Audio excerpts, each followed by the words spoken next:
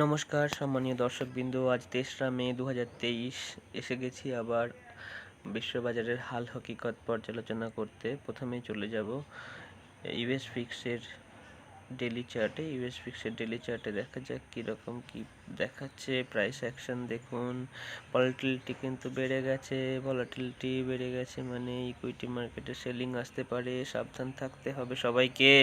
এরপরে চলে যাব ইউএস 10 ইয়ার বন্ডিল নিচের দিকে, সুতরাং এখানে একটা মিক্সড রিয়াকশন মনে হচ্ছে। সেলিং বাজারে আসুক আর না আসুক, ভলাটিলিটি বেড়ে গেছে এবং ইউএস 100 মানে হচ্ছে ন্যাসড্যাকের চার্টে উইকনেস দেখাচ্ছে, তার সেই কারণে ন্যাসড্যাকের চার্ট উইকনেস শো করছে। এরপরে চলে যাব ডাউ জোন্স ইন্ডাস্ট্রিয়ালেও উইকনেস দেখাচ্ছে, আবার মেক অর ব্রেক লেভেলের কাছে এসে বাউন্স নিয়েছে। এরপরে চলে যাব ইউকে মার্কেট বেরিশ হয়ে গেছে ইউকে মার্কেট। এরপরে চলে যাব S&P 500 উইকনেস দেখাচ্ছে। এরপরে চলে যাবো ইন্ডিয়া উইক্স নিশ্চয়ই বেড়েছে। হ্যাঁ, ইন্ডিয়া উইক্স দেখুন, কালকে মার্কেট বাড়ুক আর যাই হোক, ইন্ডিয়া উইক্স কিন্তু বেড়েছে, তার অর্থ হলো কিন্তু বাজারে একটু ভীতি সঞ্চার হচ্ছে, এর ফলে অপশন প্রিমিয়াম কিন্তু অ্যাফেক্টেড হবে। এরপরে চলে যাব ভারতের 10 বছরের বন্ড ইল্ড এখনও তলানির দিকে, নিচের দিকে, এই বছরের মধ্যে, মানে বিগত ট্রেডিং 1 বছরের মধ্যে তলানির দিকে।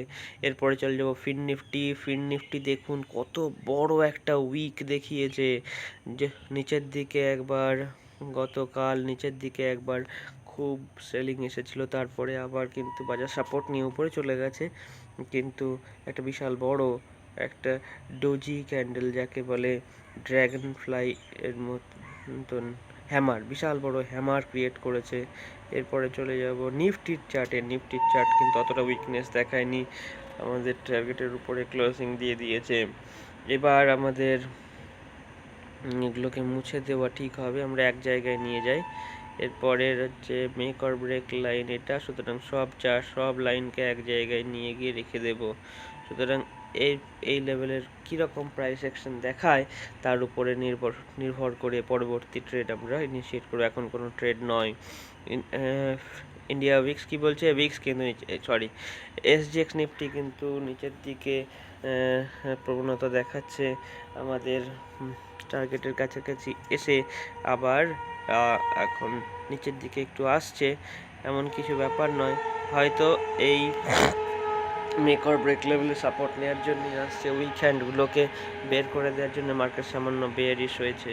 এরপরে চলে যাব ব্যাংক নিফটির চার্টে। ব্যাংক নিফটি কিন্তু উপরের লেভেলে টার্গেটকে যেহেতু টার্গেট হিট করিয়ে দিয়েছে না, সুতরাং আমরা সমস্ত লাইনগুলোকে এক জায়গায় নিয়ে গিয়ে ছেড়ে দেবো, যেখানে আমরা পরবর্তী ট্রেডের জন্য আবার অপেক্ষা করব। সুতরাং এখন এটাই মেক অর ব্রেক লাইন, এখানে প্রাইস অ্যাকশন দেখাক, তারপরে বিশ্বাস করব মার্কেট কোন দিকে যাবে।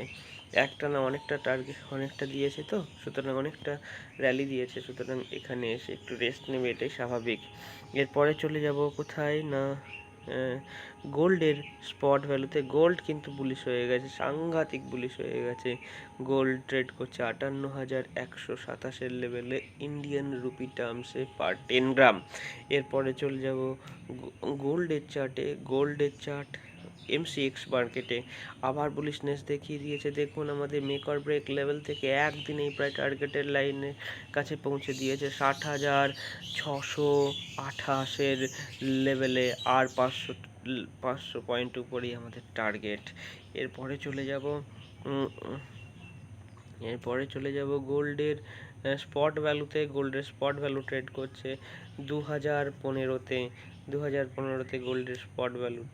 এরপরে চলে যাব ইন্ডিয়ান রুপি ইউএসডিআইএনআর টার্মসে,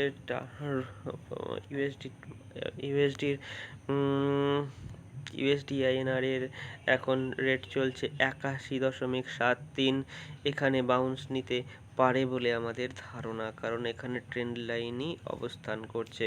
এরপরে চলে যাব ইউরো ইউএসডি উপরের দিকে আবার টার্ন নিচ্ছিল, এখন দেখা যাক আলটিমেট যে আমাদের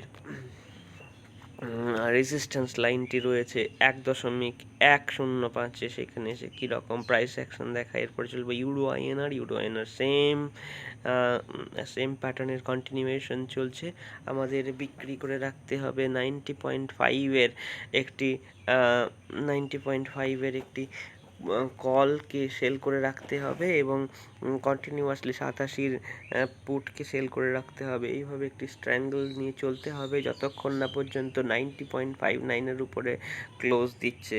এরপরে ডলার ইন্ডেক্সে চলে যাব। ডলার ইন্ডেক্স উইকনেস দেখিয়ে মেক অর ব্রেক লেভেলের নিচে একবার ক্লোজ দিয়েছে। দেখা যাক, আমাদের দুটি ট্রেন্ড লাইন এখানে কাজ করছে। একটা হচ্ছে আপওয়ার্ড, উপরের দিকে একটি ক্রমশ উপরের দিকে হেলানো একটি ট্রেন্ড লাইন, আপওয়ার্ডলি স্লোপড, সেটির উপরে ক্রমশ সাপোর্ট নিচে। দেখা যাক, ওই সাপোর্ট যতক্ষণ না ভেদ করে ততক্ষণ বেয়ারিশ আমরা কিছুতেই হব না, যেহেতু মার্কেট একটু বেয়ারিশনেস দেখাচ্ছে। সেক্ষেত্রে ডলার ইন্ডেক্স কিন্তু উপরের দিকেই যায়।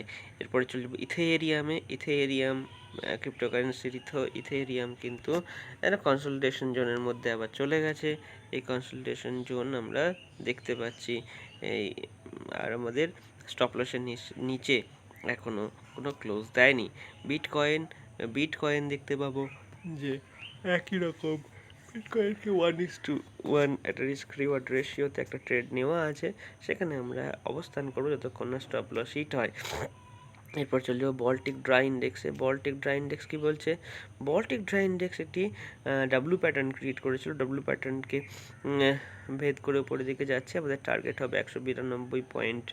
এরপরে চলে যাব আমরা ইন্টারডে চার্টে। ইন্টারডে চার্ট দেখার জন্য আমরা ফিন নিফটিতে প্রথম চলে যাব। গতকাল দেখুন একটি বিশাল বড় সেলিং এসেছিল, সেই সেলিংকে কিন্তু অ্যাবসর্ব করে নিয়েছে। দেখা যাক 5 মিনিটের চার্ট কি বলে। 5 মিনিটের চার্ট যে বলবে সেই অনুযায়ী আমরা রিঅ্যাক্ট করব। সুতরাং দেখা যাক 5 মিনিটের চার্টে কি ছিল গতকাল। 5 মিনিটের চার্টে একটি আনন্যাচারাল একটি ক্যান্ডেল ক্রিয়েট হয়েছিল। এটি ফ্রি ট্রেড ছিল নিশ্চয়ই, যার ফলে মার্কেট সারাদিন সাইডওয়েজ থাকা সত্ত্বেও এরকম একটি সাইডওয়েজ টু, দেখুন প্রিভিয়াস ডে হাইয়ে এসে সুন্দরভাবে সাপোর্ট নিয়েছে। সুতরাং মার্কেটকে খুব বেশি বেয়ারিশ ভেবে চলা চলবে না। আমাদের ট্রেন্ড লাইন কিন্তু তাই কথা বলছে না। দেখুন বাঁ দিক থেকে ডান দিক ক্রমশ উপরের দিকেই যাচ্ছে, মাঝে মাঝে জার্ক আসে। সুতরাং অসুবিধার কিছু নেই, ট্রেডে বজায় থাকতে হবে। এরপর চলে যাব নিফটির চার্টে। নিফটি সারাদিন ধরে সামান্য বেয়ারিশনেস দেখিয়েছে। সুতরাং এই লেভেলে আমাদের কোনো কাজ নেই, আমাদের অপেক্ষা করতে হবে যে দেখি তো কোথায় এসে, এই যে 18,176-এর লেভেল, এখানে কিন্তু 3বার সে রেজিস্ট করেছে। সুতরাং এই লেভেলে যে সেলিং আসছে এর কোনো দ্বিধা নেই বলতে।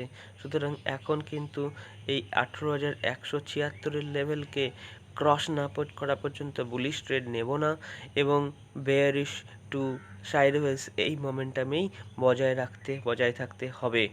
কালকে বিকেলের দিকে কিন্তু প্রচণ্ড সেলিং এসেছে। আপনারা ভলিউম বার দেখে আশা করি বুঝতে পারছেন। এই নিচের দিকে ভলিউম বারগুলোকে দেখুন, তাহলে বুঝতে পারবেন এই ভলিউম কি বলছে। শেষে পিছনের দিকে কিন্তু সেলিং এসেছে কভার করার জন্য। পেনাল্টি মেথডে শেষের আগের ভলিউমে বাইং দেখা যাচ্ছে, কিন্তু আলটিমেটলি সেলিংই কিন্তু স্ট্রং ছিল। এবং শেষ মার্কেটে যারা সেলিং করে তারা নিশ্চয়ই সাধারণ মানুষ নয়, ইনস্টিটিউশনরাই হবে। এবং এরপরে চলে যাব SGX নিফটিতে। SGX নিফটি একটা বিশাল বড় ফল দেখিয়েছে বিকেল থেকে।